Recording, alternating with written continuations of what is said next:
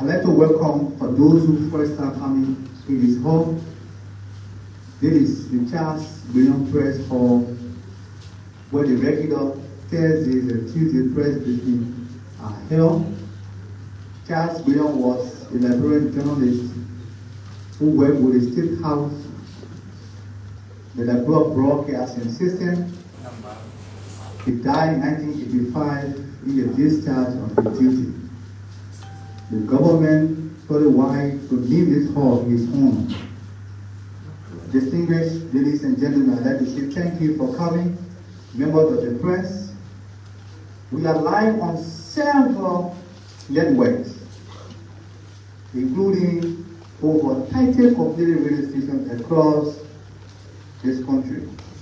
I'd like to invite the presiding officer, but before he comes out, I'd like to recognize the Deputy Minister for Administration, Honorable Johnny Kaplan, the Assistant Minister for Information Services, Honorable Matthew Nyamblo, and our presiding officers for today's press briefing is the Deputy Minister for Technical Services, Honorable Daniel O. Sanders. Minister Sanders will come and make his introductory comments, after which he will officially introduce to you our two cabinet officials. Honorable Paul, welcome.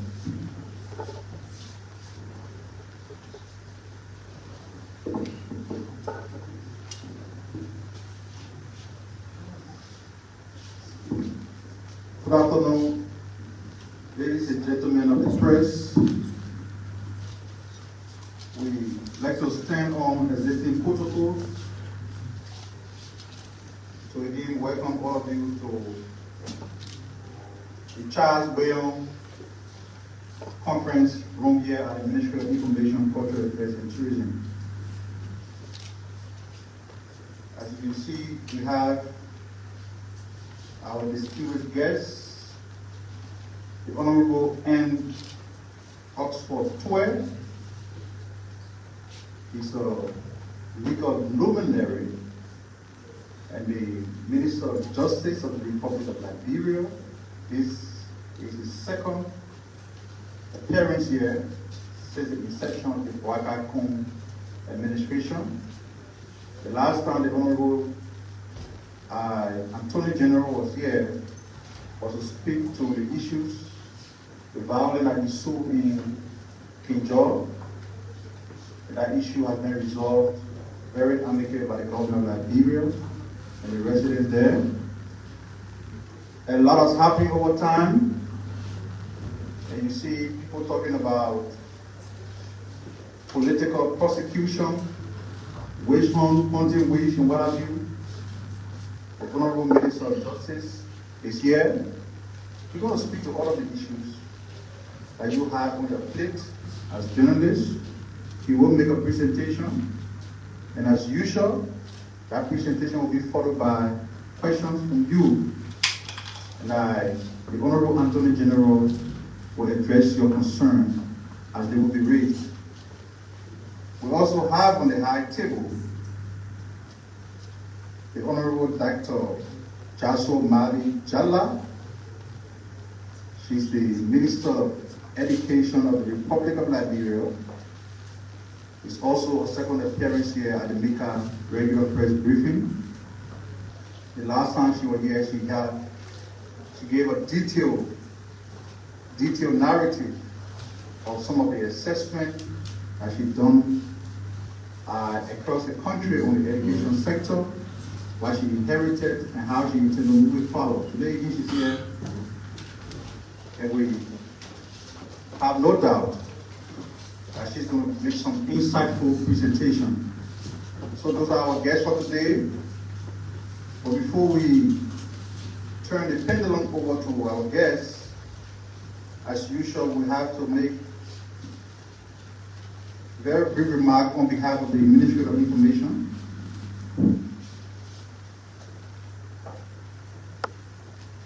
The government is concerned about what goes out in the media. As always, we have cautioned some of our media colleagues to get to due diligence to the information that you are putting out there. Because our international partners, our citizens, are listening to you. For some reason, it has been reported that the president has withdrawn the nomination of Councillor Jennifer Massacre as chairperson of the Office of the World Economic Council. The executive marshal was constrained to clarify. Because as we speak, Councillor Massacre is representing the government of Liberia outside of the country. And somebody in the local media, for reasons best known to themselves, decide to delve into the dissemination of misinformation. So the executive marshal says President Joseph Boakai has immense confidence in the ability, competence, integrity of Councillor Jennifer Massacre to lead the Office of War and Economic Crimes Court. He has no interest in withdrawing his nomination. The marshal says Councillor Massacre is currently away on official business in furtherance of his work and will make reports accordingly to His Excellency upon his return to the country. Also, you may have heard the news that our long-time traditional ally, the United States of America, the new ambassador, the Foreign Minister, Honorable Sarah Besto Yanti, received the newly accredited ambassador to Liberia, Honorable Mike Turner, the United States Embassy near Monrovia, is now fully represented at the ambassadorial level. With the arrival in country on August 2nd of Ambassador Mike Turner. It can be recalled that Ambassador Turner was confirmed by the United States Senate to the post on 2nd May 2024. As a show of our confidence in the relations subsisting between Liberia and the United States of America, Foreign Minister Sarah Besto Yanti officially welcomed the U.S. Ambassador to Liberia ahead of his scheduled presentation of letters of credence to His Excellency President Boakai. During the welcoming ceremony, which was held at the Foreign Ministry, Minister Yanti praised the United States for its continuing bilateral assistance to Liberia. She acknowledged the significant role the United States has played and continue to play in Liberia crisis management, stability, and sustenance of peace, harmony in the sub-region. Here at VCAT, we join the Foreign Ministry to welcome the United States Ambassador, Mike Turner, and extend to him best wishes during our tour of duties in Liberia.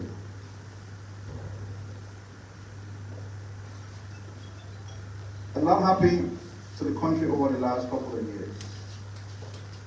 I want people our marginalized, abandoned, were Liberians who are deployed out of the country in the foreign service. The past government owed them in arrears that was unpaid. And this administration inherited a lot of problems. And so, meaningful steps have been taken, and foreign service workers are now commending the government for restoring dignity to the foreign service. Within the first 6 months of this administration, foreign service employees have been reporting that dignity has been restored to their work. They told us that previously they went months without paying of their rents and salaries. These payments are now current. Thanks to the Cohen administration, the government has paid all arrears from the previous administration owed for 4 months as of October 2023 to January 2024. Foreign service officers are now being paid quarterly, that is 3 months in advance. This, the foreign service worker says, is dignity of service.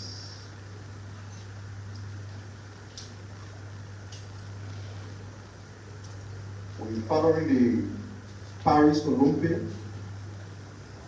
As a government, we can't help but to acknowledge the impactful representation that Team Liberia is making at our Olympics. So the government acknowledged that Team Liberia is making progress at the ongoing Paris Olympics taking place in France. We particularly applaud compatriot Joseph Famole, Liberia's prolific track and field athletes, making our country proud.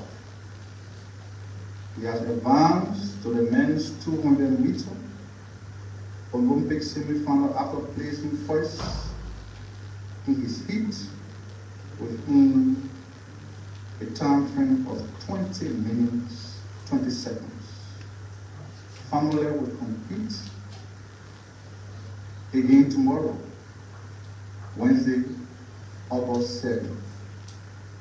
We understand that Family was Africa's only finalist of the 200-meter at the Tokyo 2020 Winter Olympic. His goal has remained unchanged to his country, and we applaud him for that. Together, we urge all our citizens to celebrate Team Liberia currently in Paris. On that note, distinguished ladies and gentlemen, I now have the distinguished honor and the pleasing duty to welcome on the national podium the Attorney General of the Republic of Liberia and Justice Minister Honorable N. Oxford Twe for remarks.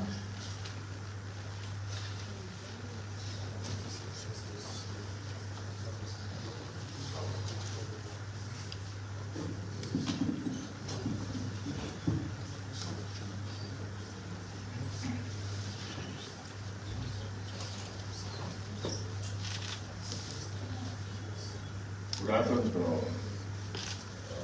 Minister, Mr. Deputy Minister, Honorable Official President, members of the press.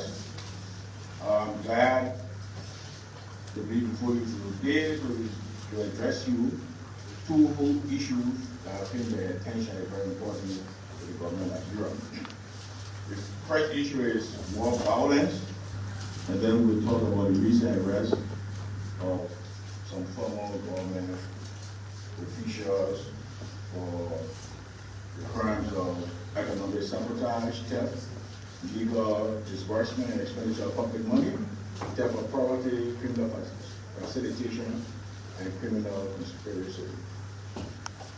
First, the issue of war violence. This issue has claimed the attention of the Ministry of Justice and entire government of Liberia. We have noticed an increase in mob violence in the country. Unfortunately, we are experiencing this unprecedented upward increase in mob violence. These incidents, they take place and they ignite quickly and can become very violent. Sometimes they cry internal state security who may attempt to intervene. It is becoming widespread. The general well-being of our community is seriously threatened by this issue. Our system of justice and the authority of government entities are being challenged. We have seen incidents where the mob took the law into their hands and they burned vehicles that were involving accidents. There have been numerous incidents of legal surveys of land being prevented by mobs with cutlasses, sticks, and other dangerous items. There have been incidents where the enforcement of judgments of the courts have been prevented by mobs armed with dangerous weapons, dangerous instruments. We have seen incidents in which police stations and courthouses were set ablaze. By angry crowds, and prison facilities were vandalized, looted, and prisoners set free. There have been incidents where alleged criminals were apprehended of angry crime, lynched, fired, sometimes severely beaten. We all are aware, you remember the unfortunate incident that occurred at the Satellite Rubber Company, where the premises were vandalized, the vehicle and the residents were burned, properties were looted and stolen, and a manager of the company was threatened with physical bodily harm. We all can recall that shameful mob action of violence that took place against an elderly lady in March of this year in Chocolate City, Ghana. She was accused of being a witch and was severely beaten by the residents of the community. She was rescued from the mob, rushed to the area hospital for medical attention, but unfortunately, she died. We all can also recall the mob violence against a lady accused of being a criminal in a commercial district rally in Peaceville. She was stripped naked, severely beaten, and sexually assaulted after she was accused by some unidentified individual that she stole from them. Shamefully, and I stress it, shamefully, bystanders watched were stepping in to help her. This situation is so serious that just the other day, the Supreme Court of Liberia, all the justices, met with me, the Inspector General of Police, and the Executive Director of Liberian General Authority to discuss the situation as it affects the judiciary, especially the prevention of the enforcement of judgment of the courts for angry crowd. Our country, my brothers and sisters, is moving too fast down the wrong path. Mob violence has become an unfortunate stain on the fabric of our nation. We have to arrest the situation and change the course of our country. And this is what this administration has pledged to do. And this is what this administration will do. Any form of mob violence is criminal. Mob violence often leads in its wake death, severely bodily injuries, and destruction of properties.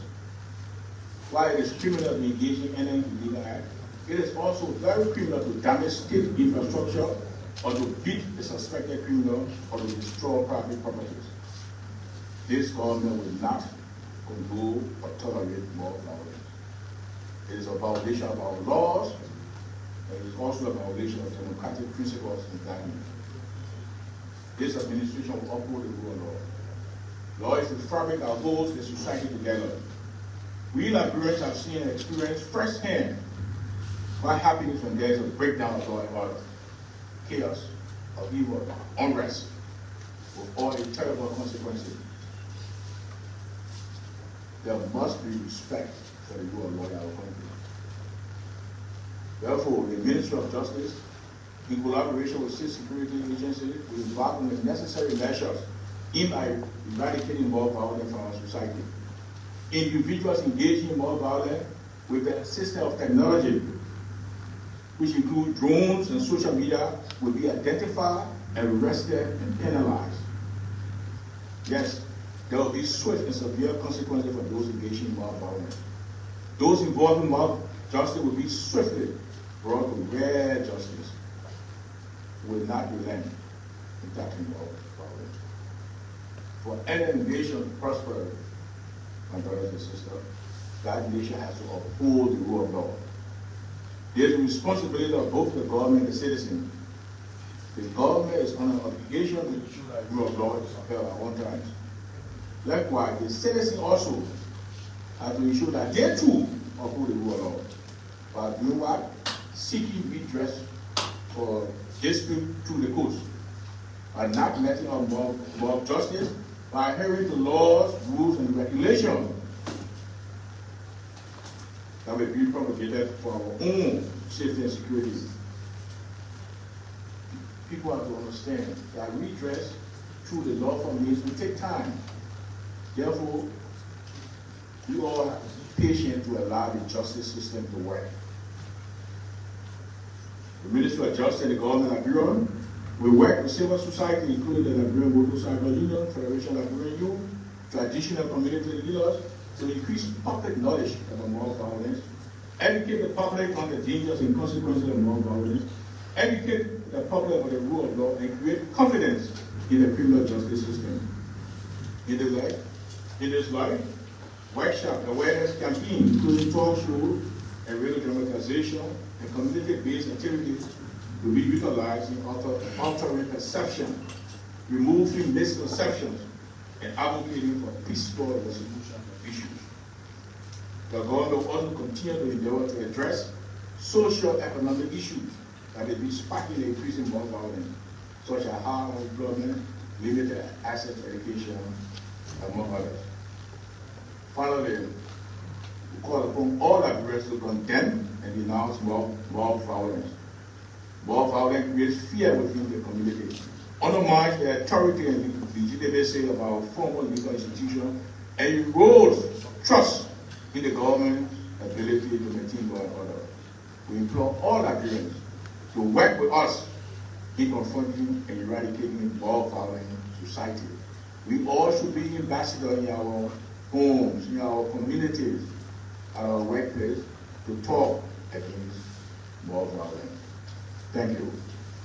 Now, the next issue we have is the arrest of some former government officials for the crimes of economic sabotage, theft of illegal disbursement, and the expenditure of public money, theft of property, criminal facilitation, criminal conspiracy. You are aware, I think, on July 29th, the government, based upon a complaint through the Ministry of Justice and the Anti-Corruption Commission, went to the district report and had a real arrest issue against Mr. Samuel D. Toy, the former Minister of Finance and Development Planning, Councilor Unity Tuan, the former Acting Minister of Justice, Mr. Stanley S. Ford, the former Director General of the Financial Intelligence Agency, Mr. D. Mose P. Cooper, the former Controller of the Financial Intelligence Agency, and Mr. Jefferson Cambo, the former National Security Advisor. An investigation conducted by the FIA. This is for the public to know that this is not what we call the famous term witch hunting. We have nothing against anybody. We all are Liberians who have to uphold the rule of law. The LACC investigated, very professional investigation, and unraveled this elaborate scheme in which the defendants had conspired and they concocted the elaborate legal and lawful scheme to defraud and steal from the government of Liberia. The scheme entailed the defendants how they carry out the scheme. they illegally authorized the Central Bank of Liberia to transfer money to the operational accounts of the Financial Intelligence Agency, that is, this account is maintained at the Central Bank. And then the defendant will withdraw the money transferred, who was then the National Security Advisor to the President of the Bureau. Illegally and unlawfully made defendant Stanley S. Ford, who was the Director General of FIA, a member of the Joint Security of Liberia. This was illegal and unlawful because under the National Security Act of Liberia, the Director General is not a member of the National Security Council of Liberia, nor is he a member of the Joint Security of Liberia. Under the National Security Act, the members that are listed, FIA is not listed. Only the President, who is chairman of the National Security Council, he may invite every other party to appear at meeting of the National Security Council for a specific purpose and leave. Even the President cannot make anybody a member of the Joint Security because he has the authority. The National Security Council is headed by the President of the Bureau. The members are the President of the Bureau, the Vice President of the Bureau, the Minister of Justice, the Minister of Finance, the Minister of Defense, the Chief of Staff of the Office of the Bureau, the Minister of Internal Affairs, the National Security Advisor to the President, the Minister of Foreign Affairs, the Inspector General of the Liberian National Police, the Director of the National, the Head of the National Security Agency. The FIA man is not a member. So, in July, they made him a member. In September, 2 months thereafter, the defendant Ford was illegally made a member of the Joint Security. What happened? Defendant, Councilor Tuan, then the acting Minister of Justice, he wrote the defendant, informing the defendant that Joint Security had received money for operation. The money will be sent through the FIA account. Right after that, on September 8th, the scheme and conspiracy.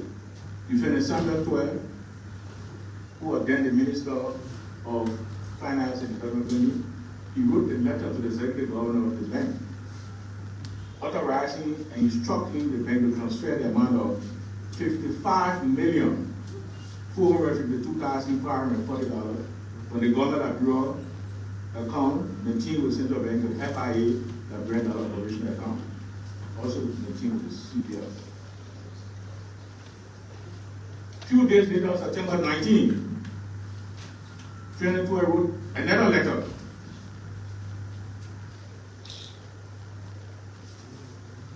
authorizing the transfer, authorizing instructing CBL to transfer again from the government account to the FI account. Another huge amount. $999,700,000 Liberian dollars. So the total amount transferred from the government account to the FIA account was $1,055,152,540. Then what happened? On September 21st, 2023, another letter already. They want to transfer again $500,000 to the FIA account. So between the period September 8th to September 21, a very short period, were transferred to the FIA account $1,055,152,540 and $500,000 United States dollars. Let's see what happened to show that's the conspiracy now. Let's see how they got the money. On September 11, 2023, defendant D. Mose B. Harry, he withdrew from the FIA account with the CBL the amount of $55,452,540. He withdrew. I mean, he went, took a check, went to the Central Bank, the Central Bank gained all that money. On September 21st, the same defendant Kobo, he withdrew another amount, $187 million 480,000. 187,480,000. On September 22nd, the next day, he made two withdrawals. One for 350 million, and another one for 450 million.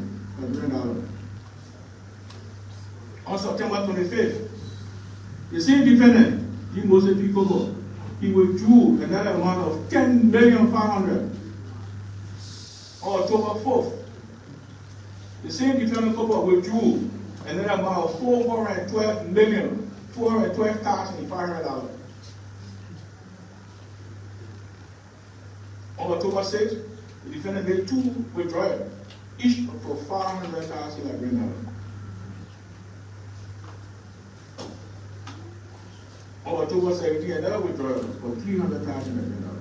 So, between the period of September 11 to October 17, they took out 1,055,145,040. You subtract it from the amount of 1,055,152,000. You see what was left there was little, about $7,000. They took out all the money. On September 22nd, they went there and they took out the entire 500,000 United States dollars. You should remember now, the 500,000 was transferred to the FIA account on September 22nd. On that same September 22nd, shoop, they took it out. Remember now, FIA is the institution that should be looking at things like that when it happens. Other bank. The bank should be informing them, the man just put 50,000 and you might take it all. But the check, FIA was doing the same thing to authorize to regulate. And all the withdrawal was done by defendant D. Moses P. Coco. So during the investigation, what happened? Or the defendant failed to escape. They said the money for John Security. All right. Who did John Security give it to? Who received the money from you? You give it to, you say the John Security? They got the police, they got the LG, the drug enforcement, they got immigration team. Which one of them you give it to? Who you give the money to? That. The police said. With the exception of Defendant Samuel D. 12, the former Minister of Finance Development or Finance Development, all the person of interest in connection with the matter were invited by the LACC to advise on their rights, were interviewed and they voluntarily gave statements in relation to the Bureau rules involved in knowledge of the matter. In this public manner, we want to thank the LACC for ably and competently conducting the investigation that led to the arrest. They were meticulous, they were detailed, and they followed all the leads. The interviews because Mr. X need, they went to Mr. X. Roy Heaney, this matter here, where you are for you, Mr. X said. Those who the figure or not, you go up, you leave it there. Those who have later roles and they will keep there. So my brothers and sisters, that is it. Now, I don't know how anybody can call this witch hunting. 1 billion plus Liberian dollar, $500,000 Liberian people money disappeared in thin air.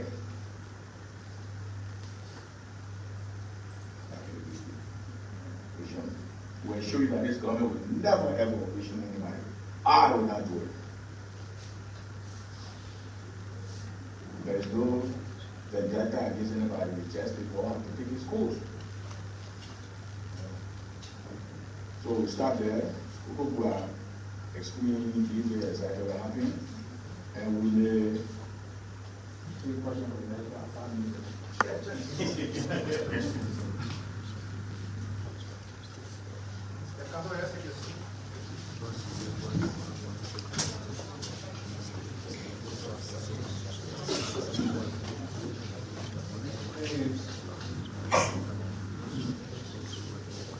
The Minister of Education will make a presentation and will jointly take the question and they will respond separately.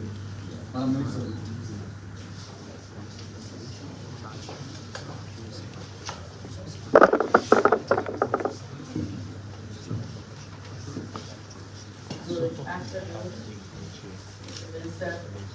Also want to thank Mr. Peter and the team at SMT and staff here at the Ministry of Information, as well as members of the press. We are here today from the Ministry of Education to provide updates on various activities obtaining at the Ministry of Education. The first and foremost is information regarding compliance with graduation fees. We've established guidelines that was disseminated through our academic calendar, stakeholders consultations, and we have maintained that graduation fees for public or government schools is 5,000 LD, and for private and faith-based schools is no more than 100 USD. Any school found in violation will be subjected to stringent penalties. And these penalties will range from fines. It's ongoing. It commenced on August 1st through the 31st. Schools are set to begin to resume September 2nd, marking the beginning of a new promising academic year throughout the country. And we are informing the public, informing school operators, September 2nd is when school opens. We're setting up teams that will ensure the enforcement of this September 2nd school opening to be adhered to. Our annual public school registration fees are as follows. Early childhood, $3,500 Liberian dollars. Grades 1 through 6, 1,000 Liberian dollars. Grades 7 through 9, 2,000 Liberian dollars. Grades 10 through 12, 3,000 Liberian dollars. These fees are designed to ensure our education system remains accessible to all while providing the necessary resources for an enabling learning environment. New this year is all registration fees collected at the school level will remain at the school level for operational purposes and uses. No fees will be transferred to the Ministry via mobile money from government schools. While we have made this accommodation to ensure that our schools' infrastructure and resources are available at the school level, we will have strict measures to ensure accountability and the use of these funds. Any school found in violation will be dealt with accordingly. The assessment of flexibility fees charged to students during national exam periods is a violation of allowable fees under the Ministry of Education rules and policies. And individuals found in violation will be dealt with accordingly. We also have, as part of the commitment, our commitment, this government's commitment in executing the arrest agenda, which underscores in Pillar 3, the Human Capacity Development Pillar, Section 3.1.2, specifies the plan to increase enrollment in primary school by 20% and reduce the number of out-of-school children by 40%. The ministry is set to launch a nationwide enrollment drive campaign. This campaign is themed Back to My Classroom, and we will launch this on Friday, August 9, 2024 at 12 p.m. at the Ministerial Complex. This initiative will cover 7 counties that we have identified to have low enrollment in the 2023-2024 academic year. Those respective counties involved in the enrollment drive are Babolu County, Bomi County, Grand Bassa County, River Cess, River G, Grand Chile, and Sino counties respectively. This initiative is not only a singular event, it's slated to be an annual event to help improve enrollment in schools. To this end, a national enrollment drive committee consisting of education stakeholders have been convened to execute this exercise annually. The campaign aims to ensure that every child in Liberia has access to educational opportunity. Operational permits for our schools. While we are overhauling the school permitting process, and that is to commence shortly, the ministry will maintain the current process as it has been.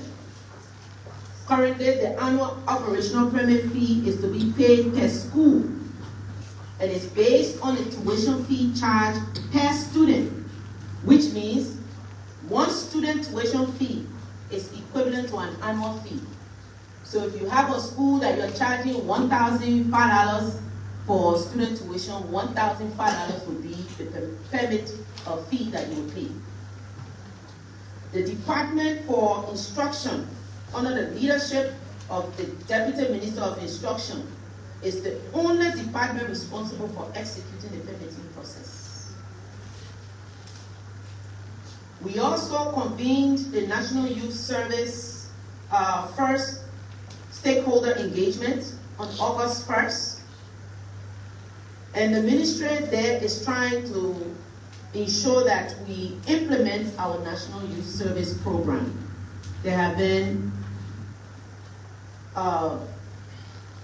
folks who have contributed to this effort, and we were able to convene a group of stakeholders on August 1st, and the idea is to form a technical working group to formulate the policy and development of the National Youth Service Program. And we want to focus on growth and development of our nation's youth. This is an interministerial collaboration, as well as other members in our education ecosystem. This initiative is being led by our Student Personnel Services, and this activity has been given to the Ministry of Education by its mandate in the Education Act.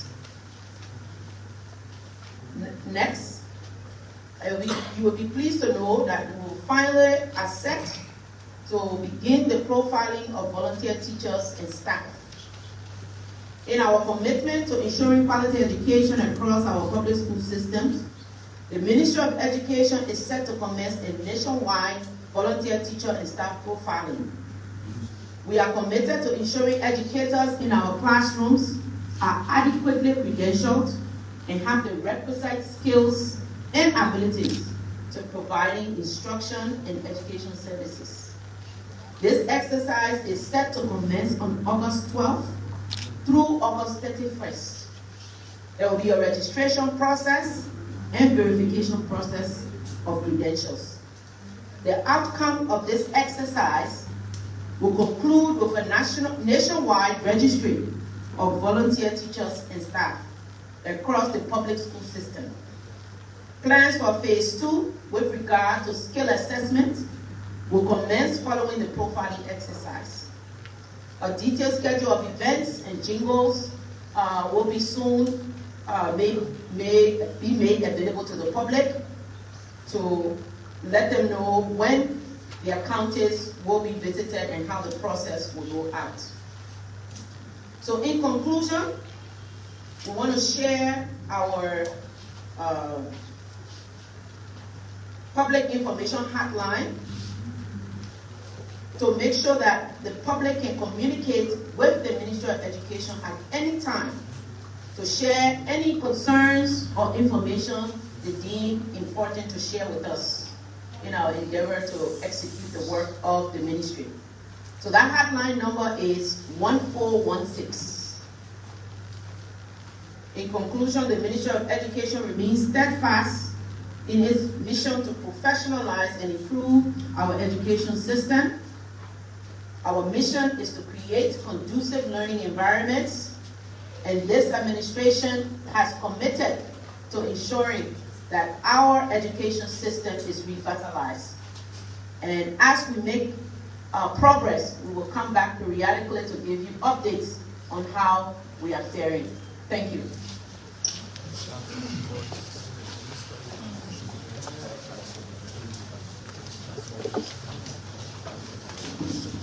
Thank you, Dr. Gala. You listen to the both speakers. Family, we'll take questions. We'll take 4 questions at a time. So if you got questions for the Honorable Attorney General, put the question. The assistant will take notes. We'll respond to it. If you have questions for the Honorable Education Minister, you please put the question, or we'll appreciate for you to please stick to the issues that they raised in their presentation. Family. Thank you, Minister. Speaking to you, sir. Perry Zonyu, a report for Abidjan Television in Basel. I read for the New Republic newspaper. My question is directed to the Honorable Attorney General. I did listen to you. You talk about the financial malpractices by ex-government officials. I'm much more concerned that there this issue of speculations into the media relative to Finance Minister 12, that if he doesn't turn out, there will be an Interpol red flag placed on him. How far are we when it comes to Minister 12 being sworn? That's one. Secondly, on yesterday, The line is long. One question per gentleman. thank you. We can hear education from your staff. Please come forward. The question for Education Minister? Yeah. Okay, yeah, go ahead. Madam Minister, there have been serious schools administrators who have violated the release of June, the hacking of graduation fees. Some documents in our possession clearly states that those private schools, per instruction, should not exceed $196. Now they have done so. In past administration, funds have been made, and those schools pay funds, and at the end of the day, they continue this process. What difference will you make, most especially these schools? If you want to name, I can name. Those schools have already been placed under a camera. It's publicly known. What difference will you make to them, despite the fees have been paid and collected by some of those schools? Thank you so much. My name is Maurice Walletti, and I report for OKFM. It's good to have all of you here this afternoon. I think just a follow-up to my colleague question to Dr. Jala. Thank you so much for your deliberation, and thank you for mentioning sound recording anyway. So my issue is the issue of graduation fees, right? I listened to a report this morning from Mangibi, where our correspondent in Mangibi reported that Laco Libe, I'm sure is a government-run institution. Yeah, so the reporter there reported that Lanco Libe gave the students clearance indicating $100, but in reality, the students are paying $180. So my question is, who is monitoring to know as to whether the students are actually paying the $100 as prescribed by the Ministry of Education? My other concern is to Councilor Tuwe. Thank you also for your deliberation. My question is, I know you are the only government official in Liberia that can disagree with the president. Yes, and because you are the Attorney General of Liberia. So my question is, what is your take on the decision taken by the president to suspend the central bank governor, Mr. Alasha Tali. Thank you. I'm Francis Kenny Cooper. I report for the Liberia TV network. So my question is going to the councillor. In your statement, you said Liberia, it is a time for Liberia to restore peace and for normality. But then, how can you actually describe this situation that have been occurring, wherein you have law enforcement officers and the police that have been alleged of recent one Mohammed Motobai involved in Central Africa was shot dead by a police officer by a police officer called David Paya. And you are saying that yes, indeed, you want for peace, you want for crime to actually be restored. And also, of recent on Sunday, the police IG held a press conference. And in his statement, he said that he has observed citizens around the country having firearms, and this is creating panic for citizens around the country. You as the Mr. Country Anthony, what's the take on this? Thank you so much, Minister, for coming. My name is Strokon Flaman, and I report for Sport Network. One question quickly. Several media institutions reported recently that you received 40,000 reportedly to return to the country and work for the workers' corn administration as a resettlement fee. If you did receive any money, how much was it? And what the money was for? Can you please tell us so we just dismiss this rumor? And please do a question is thank you for your back to the classroom policy. Your predecessor one took this stage and said there were several young Nigerians, especially males, they were taking on riding motorcycles and returning to the classroom. And you said your assessment, you may so far capture other counties that you will be that have low enrollment, and your policy will capture those counties. The question is, since your predecessor said there were plans to help our riders return to the classroom, I don't know what specific areas, what specific groups you are targeting in those counties to ensure that they return to the classroom. And to the Attorney General, thank you for the clarity so far. The Police Inspector General said there are reports that in the coming days there will be protests around Monrovia and its environment. Someone would like to know that whether the Ministry of Justice, whether has the Ministry of Justice received any permit for any group or person to protest with the authority you have, whether you have received any group, any permit for any group or any person to protest. Okay, so let's take one more to correct it because of that figure. What education minister? Okay. Okay, so the first questions go to the Justice Minister. Our ministers have been appointed. Your name and where you from? Sorry, my name is James M. Bala, and I report for Village Hall after United County. Our minister, over the years in our abroad court, we agree people commit crimes in this country, take out money and take out this country, they go and all this. And these people sometimes they say taking a political asylum. Sometimes some of them are returning to the country, otherwise the means of bringing war. Now, in recent case, we agree that 2 persons are alleged who have been indicted by the Ministry of Justice.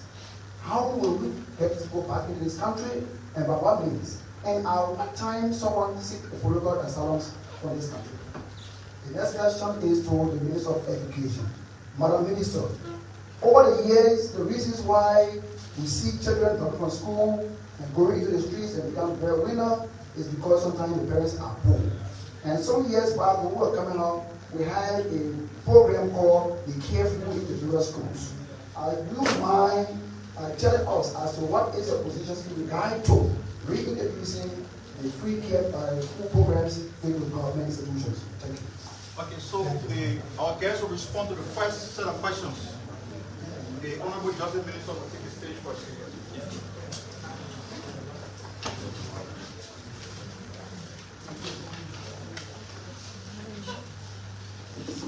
Thank you for the question. I think the first question has to do with the utilization of one of the tools we have available, like the use of Interpol companies to repatriate people who have committed crime back to Liberia. Yes, Interpol is a tool that police around the world have to assist them in arresting people who have committed crimes and been charged with crime and returning them to the country that is seeking aid. Yes, in the event that Mr. Twe and Mr. Ford cannot come up to return their own will to Liberia, we will seek the intervention of Interpol to help us to get them back. And that is something we love to do, but we will do it find it necessary.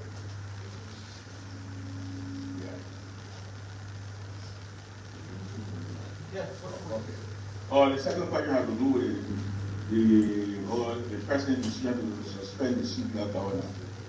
I would love to talk about that, but right now to deal with decided about the Supreme Court at 3 before the matter.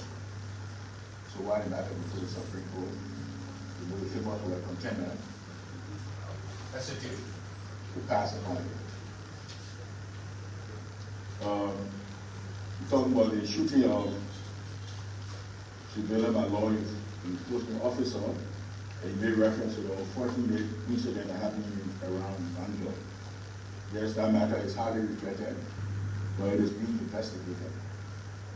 After the investigation, the findings will be made available to the public. Normally, after the police investigation, we have the board of the civilian complaint board of the police. This is individual from in the community, the civil society, led by the president of the bar, will have to review that report and we dealt with the findings. So we will get it that report. We regret the incident. As the death of any Liberian, that's something that the government takes lightly. But we just remain calm and let the police investigate and we see what happened. Again, the way you start the question, you talk about reality, and you talk about more violent. How you say about the shooting? Yes, somebody died in the situation. Should I give rise to more violence? Instead of waiting for the police to investigate? You say no. I will appeal to the public not to. On the issue of protest, I think the question was, you said whether we received any permit. I think the question was whether there were any requests made to us from public. Up to now, no, we haven't received any, not to my knowledge. Usually, the procedure is you write the Minister of Justice, you get a request, pass it on to the police to look at it. Because they know where you want to stage your protest. They will investigate, if you're marching, the streets you want to be marching and things, how it will affect traffic and everything. So we send it to them first. But then it will look at it. The answer to the question is no, I received no package. I think the last question was people committing crimes and seeking political asylum. I can speak much about that. We don't control the mechanism of foreign countries.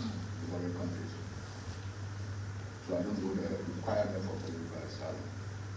But I know we have the ability, as I said, to use Interpol to seek for mutual legal assistance from foreign countries to apprehend people who have committed crime or have been charged with crime. I can't speak to the political asylum rules and regulation laws of other countries. And that repeat violators, whether or not they pay fines or not, we're going to be tracking that. Whether or not they have adhered to the initial graduation fees that have been stipulated and violate, we're taking stock of it. We have in our possession, for which I've turned over to the private school leadership, the list of schools that are in violation of graduation fees. What I try to do firstly, is dialogue. And if folks are not adhering to stipulated policies, as we have met, dialogue, and agreed, they will be dealt with accordingly. And we're not joking about monitoring and supervision. Whether or not that was done before, I'm not sure. But I can bet you this administration will be strong on enforceability. There was a question about Langolipe and clearances given. Who is doing the monitoring? Of course, our school officials are supposed to be people of integrity to adhere to the policies of the Ministry of Education. And we are putting a robust inspectorate together to ensure that monitoring at the school level, most especially now with registration fees being collected and kept in the schools for operations, a robust inspectorate will be responsible for the monitoring and reviewing all these activities as it relates to finances at the school level. There was a question about the back to the classroom program and what specific groups we are targeting. As indicated in the arrest agenda that I quoted, the target group is primary school, primary students. Our primary enrollment is very low in those areas that we identify. So primary schools are students, are our targets in the Back to My Classroom initiative. There was a question about the school feeding intervention or We Care program. Currently, we have a school feeding intervention in several schools across the country provided by partners. The World Food Program being one of them, Mary's Meals being another, Save the Children being another, and another group serving. We have 4 providers currently. But we know the importance of school feeding. We know the importance of being hungry and coming to school and not being able to pay attention. So we are robustly looking to push school feeding to the extent that this administration has applied to host the 10th day of Africa's celebration of Africa school feeding in Liberia. Hopefully, if we are selected, this event is to be held in February 2025 with moving of other initiatives to nationalize our school feeding programs across the country. Lastly, there was a question about relocation and resettlement. I will respectfully ask that details to that effect be queried to the folks who have made this acknowledgement to the media and the folks that supposedly may have issued payments. That is all I have to say on that score. Thank you. Thank you, Minister. Please come forward. Because that will be bad. Thank you. My name is Ishmael Logan. I work for Punch FM. My question goes to referencing the situation that happened in Chocolate City. I'm concerned because when we provided coverage for that event, there were speculations that the government was about to commission an investigation into that matter. My question is, has that investigation commissioned, and if it has commissioned, what are some of the findings? Thank you. Thank you. My name is George Momo, and I report for Face TV.